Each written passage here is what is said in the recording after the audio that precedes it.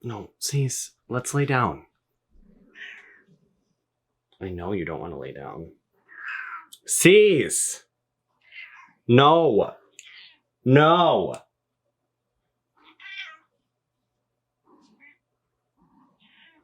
Cease. What are you doing?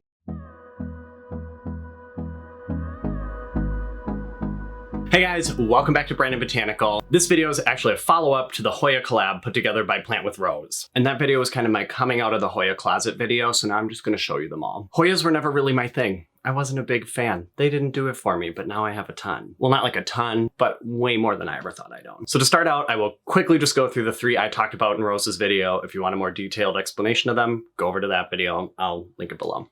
So first up, we've got the Hoya krohniana black dragon, the Hoya clemenciorum, and the Hoya lata iskandar. They're actually really cool, so definitely go check out Rose's video. So I'm actually gonna start off with the first three Hoyas I ever got, and these three actually all started as cuttings. Well, I guess there's four. The first four Hoyas I'm gonna show you, I actually got off Facebook Marketplace as single cuttings, and they're now giant plants about 2.5 years later. Oh, just breaking pieces off. The first one is just a non-variegated Hoya carnosa. It's pretty plain looking. I think these are kind of the Hoyas where I was like, I don't really know if I'm too into it, but now it's a big hanging basket and it is a cutie, so I love it. The next one that came from a single leaf cutting is the Hoya publicalyx. Not the splash, just the non-splashy version. This one has actually flowered for me a couple of times and it is so exciting. The flowers are so pretty. The peduncles, it is super long. I don't know how this happened. My Hoya Crimson Queen, this one actually started out as one cutting and then I did add one little baby plant to it. And for me, it's a little bit of a slower grower. It did have an issue where it was putting out completely white leaves. And when the leaves are this white, they just die off. So I had quite a few strands of this plant just completely die off. If you look here, like here's a strand that has almost no green. So this one's been trying to delete itself. And my final of the original four cuttings is the Hoya Crimson Princess. This one also super long. It grows like crazy. It did not want to delete itself, unlike the Queen. This one has been a little bit finicky and a lot of the leaves have been reverting just to the non-variegated, but it's still very cute, very long. I love it.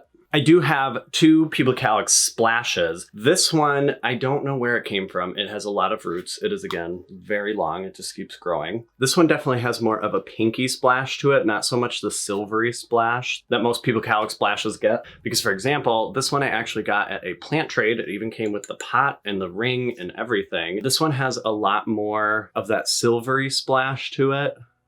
And it does get incredibly deep under bright light, where the other one, the more pinky splash one, this is directly under one of my strongest grow lights and it just gets a little bit of color. But this one has just been in my front window, hanging out. This one actually trailed up the string to pull my blinds. The next Hoya I have is a callistaphyla. This one is absolutely stunning. As you can see, maybe, the lighting in here, I don't have good lighting in my house, so I have to have camera lighting. If you look close, it actually has a peduncle coming through. This has flowered about 4 times in a row, which does make me a little bit nervous that it's not gonna put out any more leaves. This one I got as a cutting from a friend and I love it, but I want it to grow more leaves and not flower 400 times in a row. So I'm really hoping that some new leaves will sprout, but I'm a little bit worried. It's been a long time since it's put out new leaves. From that same friend, I also got a cutting of a macrophyla, which I've now grown into this beautiful basket. This one grows incredibly fast for me. I've actually chopped it quite a few times and sold the little babies over and over again. I really like putting mine under the light because it gets a super deep coloration and it changes a lot. So a lot of times I'll have kind of more of that golden variegation, then sometimes it's red, then sometimes it's white. It is stunning. Definitely one of my absolute favorites. I'm excited for this one to start growing out more. And I also have a non-variegated wayetii. This one is one of my favorites. It was looking a lot better, but I just chopped it. This one, what? Cease. No. We're not doing this right now, Cease. And my battery's about to die. Nope, Cease, those are plants. You can't jump onto the bed there. Back to the regularly scheduled program. Got a non-variegated wayetii. This one I recently chopped and propped and put a bunch in here so that there'd be a lot more growth points because it was like 2 and now there's like 10 in there. So hopefully it will look a little less bald soon, but definitely such a cutie. These long leaves, love them. And then we also have the variegated wayetii. This one looks so much better. Miken's leaf. This one looks so much better in my cabinets underneath the bright grow lights that I have because it's super red. In this lighting, you can definitely see the red, but it's not as vibrant. There are lots of leaves in here. I actually, again, repotted this one with a bunch of cuttings onto the regular plant so it would have more growth points, and it is just starting to fill out. This one's not quite as bald, which is nice, but I just want it to, you know, overflow. But these you can get super red if you sun stress them. They are just gorgina. I do also have a Hoya compacta. I feel like these kind of disappeared for a little while and I was not able to get my hands on one until recently. And I also really want the variegated one, but the prices have just, that's like one plant where the prices haven't gone down. I'm like, this big of a plant for 40 bucks? No, thank you. But this one has been growing pretty fast. I was kind of surprised. It definitely was no longer than like here when I got it. Like it did not have, it was just kind of like, boop, right on the top. So I'm very excited that this one has been growing for me because I was very worried it wouldn't. And I do have a tiny cutting of the variegated version, but I did not have it in soil that held enough moisture, so it kept drying out. So I don't know if it's gonna make it. And next up, I have a Hoya mathilde. This one has a little bit of yellowing on the leaves, but it's not like a yellowing that makes them mushy or like, I don't know. It's very bizarre. I can't tell if it's like a nutrient deficiency or just like a weird sun stressing. It looks a little weird, but it just keeps growing. It's got all these cute little button leaves. This one also, I think I started out as just one little cutting and now it's like a whole plant. Just love doing that. Mostly because I don't have enough space for big plants. So I like to start them out small. Like this Jose Bueno. This Jose Bueno is so cute and small, but I'm scared. Where am I going to put this? Okay, we only have a couple left. Okay, so this next one is a Hoya escavata. It was because it was cheap. And these are what the flowers look like.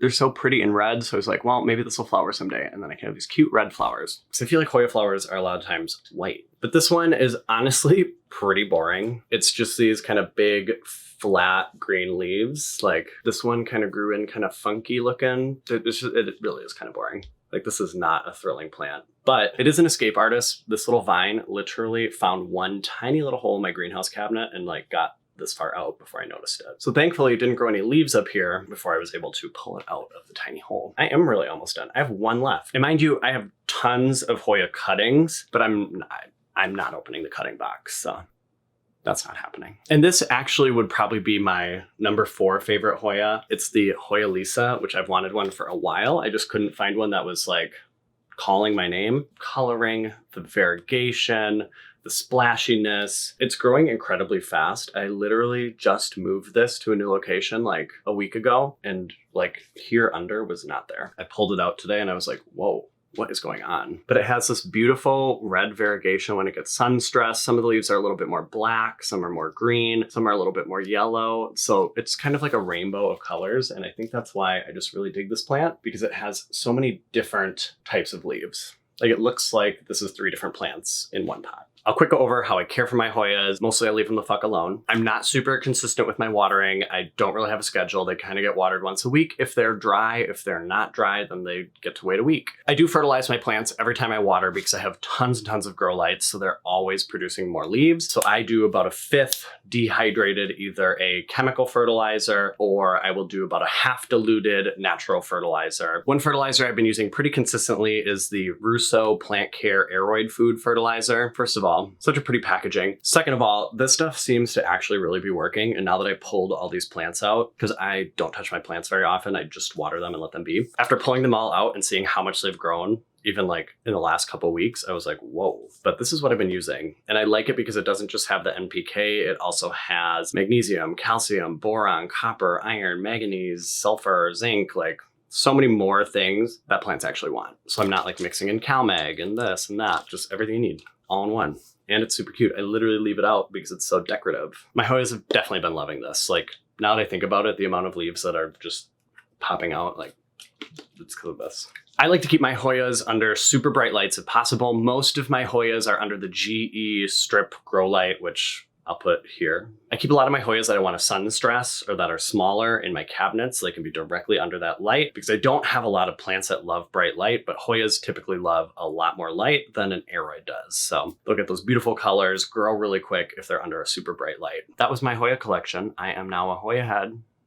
Ho for Hoyas. I'm finally getting over my shame about that. Thank you for watching me explain my Hoya collection. Let me know what your favorite Hoya is down below in the comments, and let me know if there's any videos that you guys want to see. Obviously, I'm not very consistent, so we'll see when it happens, but I figured I'd make this video since I was already doing that little collab, and then this would keep me accountable because I need accountability. So after you've commented your favorite Hoya, definitely like this video, subscribe to my channel. You can check me out on TikTok and Instagram at Brandon Botanical. You can check out my plant shop, monsteraplant.co website, and the Instagram handle. Also listen to Where Are We Growing? It's a podcast that I co-host with my friend Nicole Larson Grows. It is so good. I don't mean to toot my own horn, but it's really good. You can skip season 1.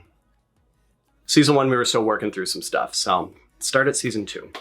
Go back to season 1 if there's like certain topics that you really want to hear about. Thank you so much for watching, and happy Hoya hunting.